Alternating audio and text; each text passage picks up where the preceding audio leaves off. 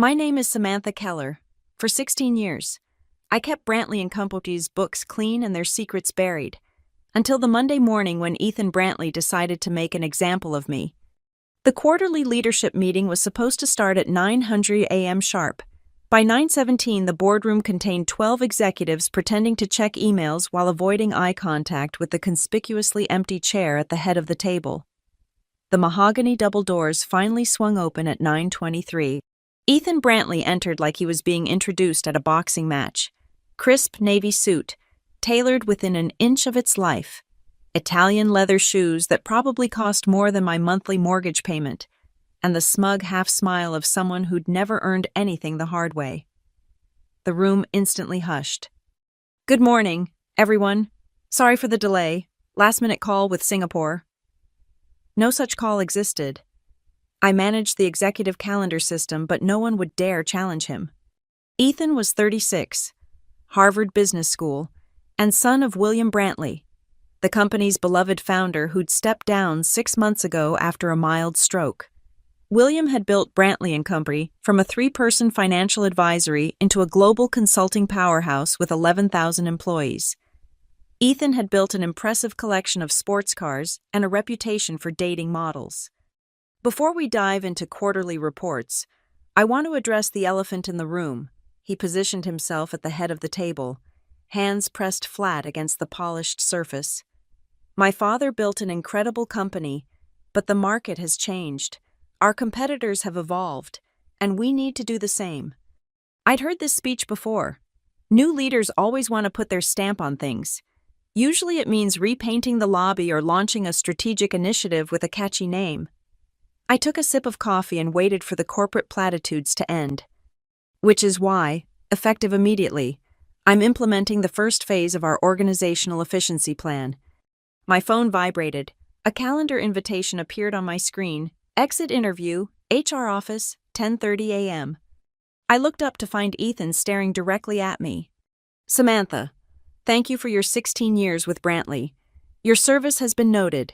However, as we streamline operations and optimize our leadership structure, your position has been identified as redundant." The room went silent.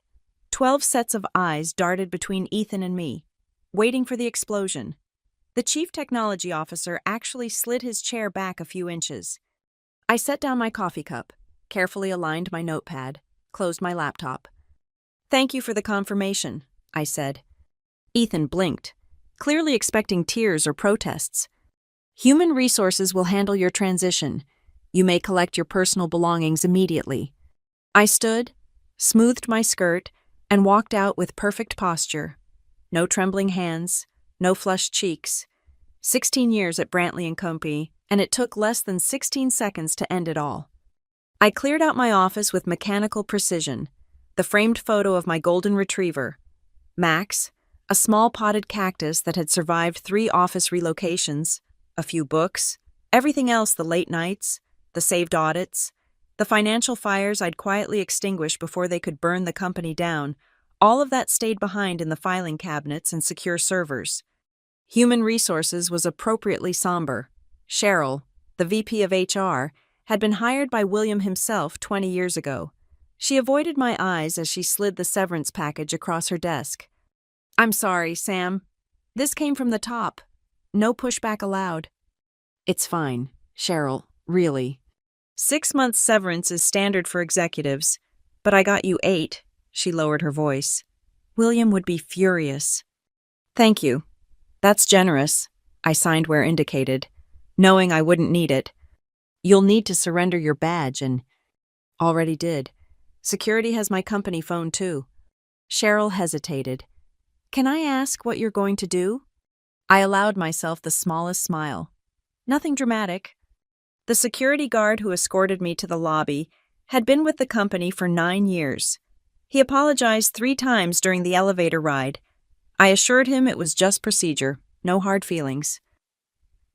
As I walked through the revolving doors into the bright spring morning, I realized I wasn't angry. Something far more dangerous had settled in my chest, a cold, precise clarity. Ethan Brantley had just made the mistake of his privileged life, and he didn't even know it. I hailed a cab, Brooklyn Heights, please. My apartment was quiet at mid-morning. Max greeted me with confused enthusiasm. I was never home at this hour. I scratched behind his ears and led him to the kitchen for a treat. Change of plans today, buddy. I kicked off my heels and padded to the bedroom closet. Behind a row of winter coats hung a small home safe. 3 spins of the dial, and it clicked open. Inside lay a single manila envelope, sealed with red wax imprinted with the distinctive B&Co logo.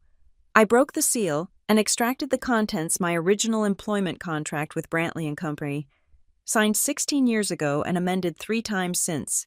The last amendment had been 3 years earlier, after I'd saved the company from a potential $12 million tax penalty that no one outside the executive suite ever knew about. William had been enormously grateful. "Name your price, Sam," he'd said. I hadn't asked for money.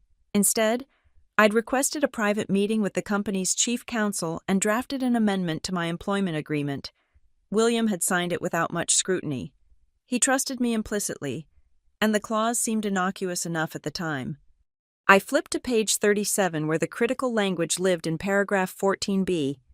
In the event of involuntary termination without documented performance deficiency or ethical violation, a comprehensive third-party audit of executive financial activities shall be automatically triggered within 72 hours. Said audit shall be conducted by Lowell, Masterson & Price, LLP, with unrestricted access to all company financial records for the previous 60 months. Audit findings shall be reported directly to the full board of directors. This clause is irrevocable and survives termination. I sat at my kitchen table, Max resting his head on my foot, and composed a brief email from my personal account to a specific address: auditcontrol@lmpo.com. Subject: activation of contract clause 14b, Brantley & Company. Attachment: scanned copy of signed employment contract, final amendment, and termination documentation. Body: please consider this formal notification of triggering clause 14b per the attached documentation. Confirmation of receipt requested. I hit send, then closed my laptop. I poured myself a glass of the expensive Cabernet I'd been saving for a special occasion. It was barely noon, but some moments call for celebration. My phone rang exactly 17 minutes later. The caller ID showed Lowell, Masterson & Price. "Ms. Keller, this is Patrick Lowell. We've received your notification. Thank you for the prompt response. Mr. Lowell, we've reviewed the documentation. Everything appears to be in order, per the terms. We'll begin the audit process within the next 72 hours. Are there any specific areas you believe warrant particular scrutiny?" I took another sip of wine. The Innovation Fund disbursements over the past 18 months, executive travel and entertainment allocations, and any transactions involving an entity called Nimbus Circle. Noted. Will be thorough. I have no doubt. Ms. Keller, if I may ask, did Mr. Brantley give any reason for your termination? He said my position was redundant. Patrick Lowell made a sound that might have been a chuckle. The head of internal audit is redundant. That's interesting. Isn't it? I spent the next 3 days in a peculiar state of suspended animation. I slept late, took Max for long walks in the park, read novels I'd purchased months ago but never had time to open. I didn't call any colleagues or friends from Brantley. I didn't reach out to headhunters or update my LinkedIn profile. I waited. On Thursday afternoon, I received a text from Cheryl in HR. "What did you do?" I didn't respond. An hour later, my former assistant Angela called. I let it go to voicemail. Her message was breathless. "Sam, there's a whole team of auditors here. They've taken over the conference room on 42, and they're requesting all kinds of financial records. Ethan is freaking out. Call me back." I didn't. By Friday morning, my phone was lighting up with notifications, text messages, voicemails, emails. I ignored them all. Instead, I took Max to the dog groomer, then treated myself to a manicure. The only call I answered came at 4:37 p.m. on Friday. "Samantha, it's Margaret Brantley." Margaret was William's wife of 43 years and still served as honorary chairwoman of the company's board. She was also one of the sharpest financial minds I'd ever encountered. Though few outside the company knew it, William may have been the face of Brantley and Company, but Margaret had been its backbone. "Hello, Mrs. Brantley. How are you?" I think we both know the answer to that. I've just reviewed the preliminary findings from Lowell's team. Her voice was steady, but I could hear the controlled fury beneath. "I'd like to meet tonight, if possible." "Of course. Where would you prefer?" "The St. Regis, the King Cole Bar, 7 o'clock. I'll be there." I wore a simple black dress with pearls understated but elegant, appropriate for the venue. The King Cole Bar was dimly lit and hushed, the kind of place where important conversations happened behind cupped hands and deals were sealed with subtle nods rather than signatures. Margaret Brantley sat in a corner booth, a half-empty martini in front of her. At 71, she remained striking silver hair in a perfect bob, posture that would make a ballet dancer envious, and eyes that missed nothing. She didn't stand when I approached, merely indicated the seat across from her with a slight tilt of her head. "Thank you for coming, Samantha." "Of course." A waiter materialized. I ordered a gin and tonic. Neither of us spoke until the drink arrived and we were alone again. Margaret took a deliberate sip of her martini. "Clause 14b, very clever. A prudent contingency. William signed off on this." "Yes, after the APAC tax issue in 2021. She nodded slowly. "That was a near disaster. William mentioned you'd saved the company millions, but he never shared the details. It wasn't something to broadcast. And now you've triggered an audit that has my son looking like he's about to have a stroke." I said nothing, just sipped my drink. $5 million. Samantha, that's what the preliminary findings show. $5 million of company money diverted through various channels. Creative accounting that somehow escaped your department's notice. Not escaped, I corrected. Documented, flagged, reported, and subsequently buried. Margaret's eyes narrowed. "Explain." I set down my glass. For the past 14 months, I've filed reports identifying questionable financial activities, irregular consulting payments, excessive travel expenses with minimal documentation, technology purchases that never made it to our inventory systems. Each report went directly to Ethan, as required by our protocols. Each one was marked, reviewed, and filed away. "Why didn't you come to the board?" "The board delegated operational oversight to the CEO. That's Ethan. Going around him would have been insubordination. So instead, you built this trapdoor in your contract." "Insurance policy, not trapdoor. I never expected to need it." Margaret finished her martini and signaled for another. "Tell me about Nimbus Circle." "A shell company, incorporated in Delaware 18 months ago. It's received nearly $500,000 from Brantley's Innovation Fund for strategic consulting services. No deliverables, no work product, nothing tangible. The signatory on the incorporation documents is Eric Madison, who is Ethan's roommate from Harvard, but the beneficial owner, hidden behind 3 layers of LLCs, appears to be Ethan himself." The waiter delivered Margaret's fresh martini. She waited until he was out of earshot before speaking again. "He's been using company money to fund his own startup." "That would be my assessment, yes." "Stealing from his father's company?" "Yes." Margaret stared into her drink for a long moment. When she looked up, her eyes were hard as flint. "If you were still at Brantley, what would you do with this information?" "Exactly what the audit team is doing. Full investigation, recovery of misappropriated funds, disciplinary action." "And if you were back in your position, would you be willing to oversee that process, even knowing it would destroy my son's career?" I met her gaze without flinching. "Mrs. Brantley, I've spent 16 years protecting your company's financial integrity. I would handle this the same way I'd handle any other case of financial misconduct. Without mercy. Without exception." She nodded, then reached into her handbag and withdrew an envelope. "The board is holding an emergency meeting tomorrow morning at 9. This is your invitation." I accepted the envelope. "What about Ethan?" "He hasn't been invited." Margaret finished her second martini and gathered her things. One more question. Samantha, why didn't you just sue for wrongful termination? Why this elaborate scheme? I considered my answer carefully. Because I didn't want money. I wanted the truth. And I wanted accountability. Well, she stood and smoothed her jacket. It appears you'll get both. The boardroom looked exactly as it had 5 days earlier when Ethan had fired me. Same polished table, same ergonomic chairs, same view of the Manhattan skyline. The only difference was the mood where there had been awkward anticipation before. Now there was grim tension.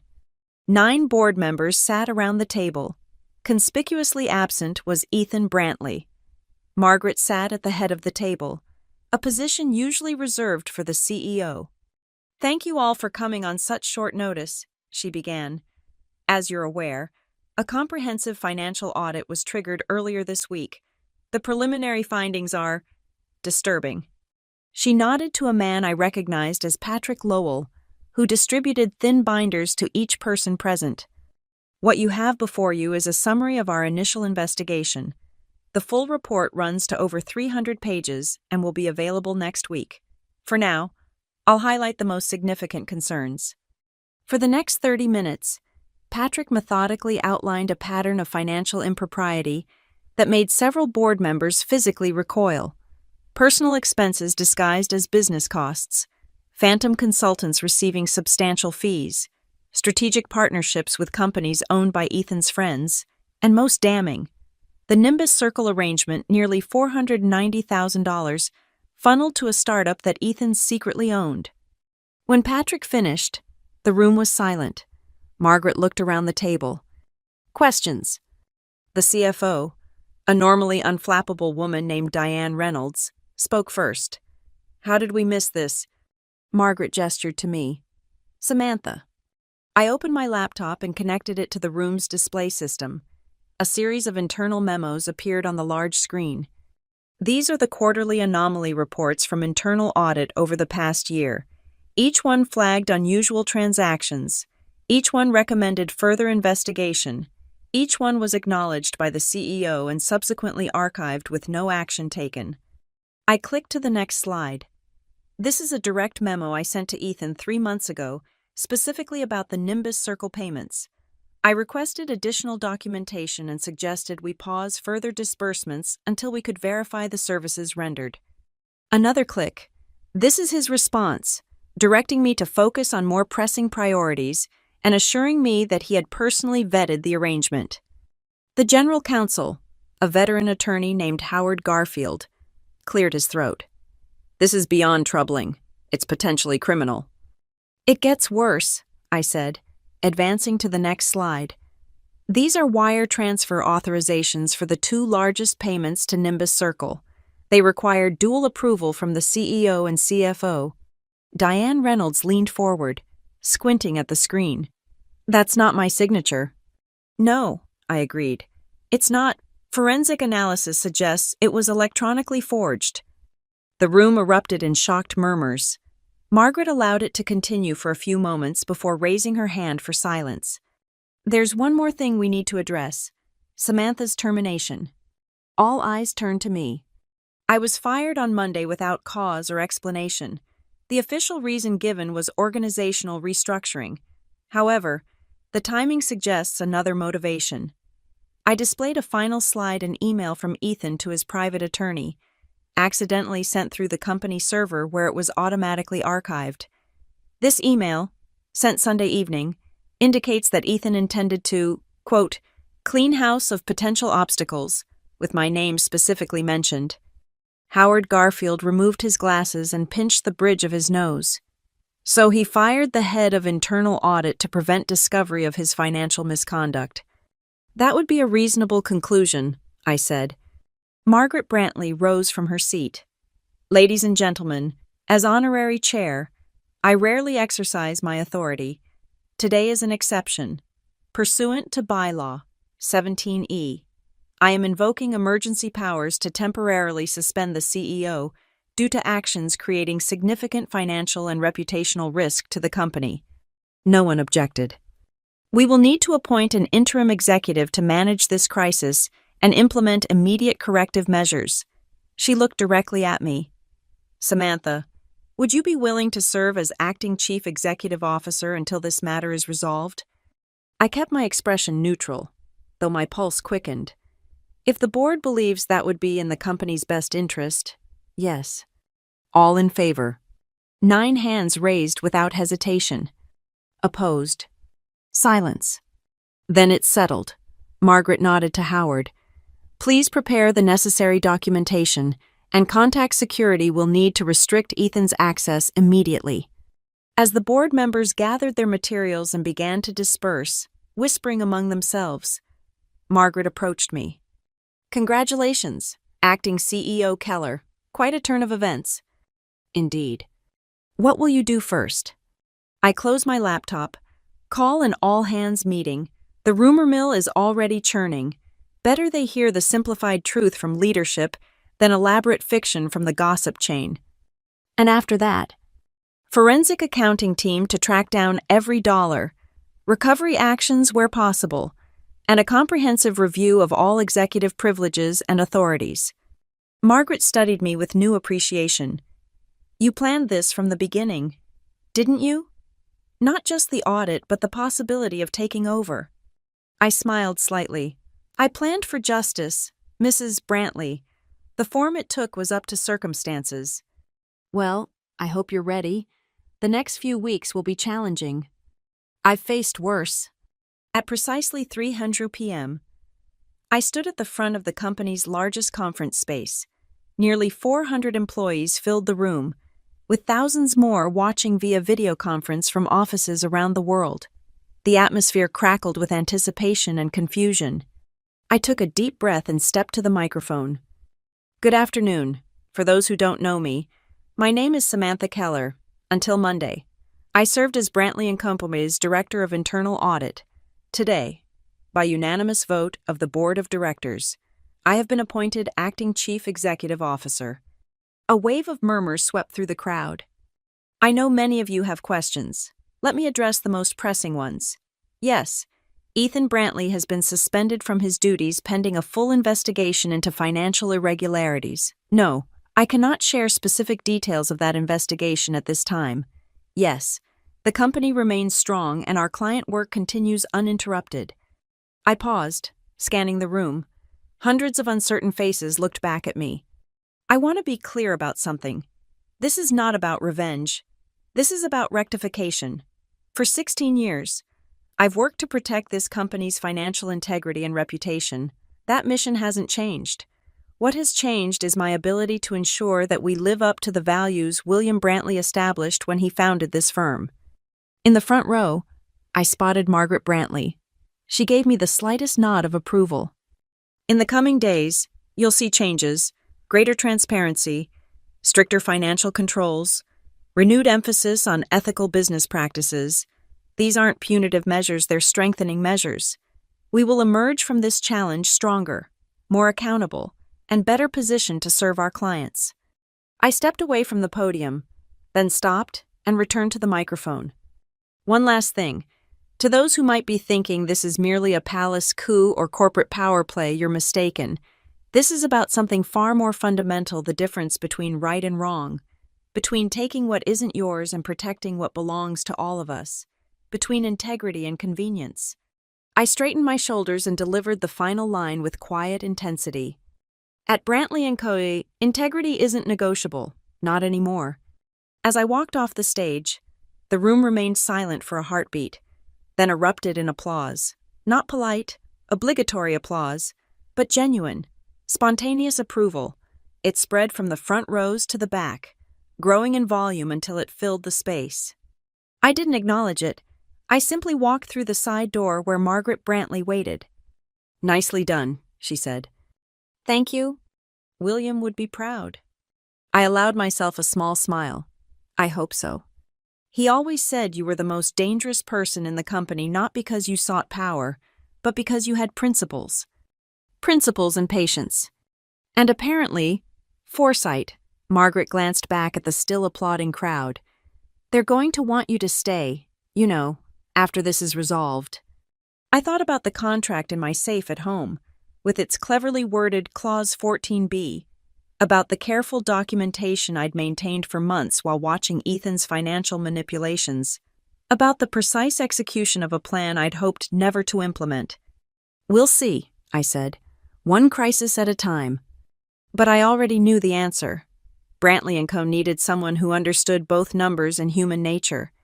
Someone who could spot patterns in financial statements and in people's behavior. Someone patient enough to wait for the right moment and decisive enough to act when it arrived. Someone exactly like me. The coming weeks would be difficult untangling Ethan's financial web, reassuring nervous clients, rebuilding trust within the organization. But as I walked back to what was now my office larger, and with a better view than my previous space, I felt something I hadn't experienced in years. Purpose, clarity, and the particular satisfaction that comes not from winning, but from being right. I sat down at Ethan's my desk, and opened the computer. First order of business email to the executive team. Meeting tomorrow morning at 8:00 a.m. sharp. Topic: financial transparency and accountability measures. I typed quickly, then paused before sending. For 16 years, I'd been the company's financial guardian, working quietly behind the scenes to protect its resources and reputation. Now I was its leader, thrust into the spotlight by circumstances I'd helped engineer. Had I planned this outcome all along? Not exactly, but I'd planned for the possibility, created the conditions, recognized the opportunity when it presented itself.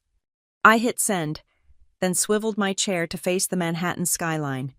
16 years ago, I joined Brantley & Company as a junior auditor with a simple philosophy: numbers don't lie, but people do. My job had been to find the truth in the numbers. Now my job was to ensure the whole company did the same. My phone buzzed with a text from Margaret. "William just heard the news. He says it's about damn time." I smiled and typed back, "Tell him I'm just getting started." The first week as acting CEO passed in a blur of meetings, revelations, and decisions. The forensic accounting team uncovered additional financial irregularities, bringing the total misappropriated funds to nearly $6.3 million, significantly more than the initial estimate.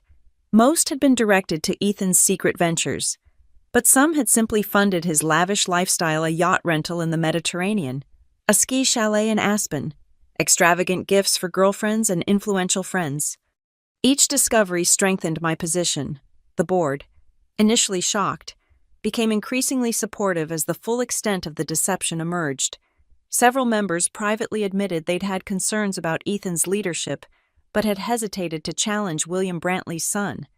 By Friday, I'd established new financial control protocols, restructured the executive reporting relationships, and personally called our 20 largest clients to assure them of the company's stability. Most expressed relief, apparently.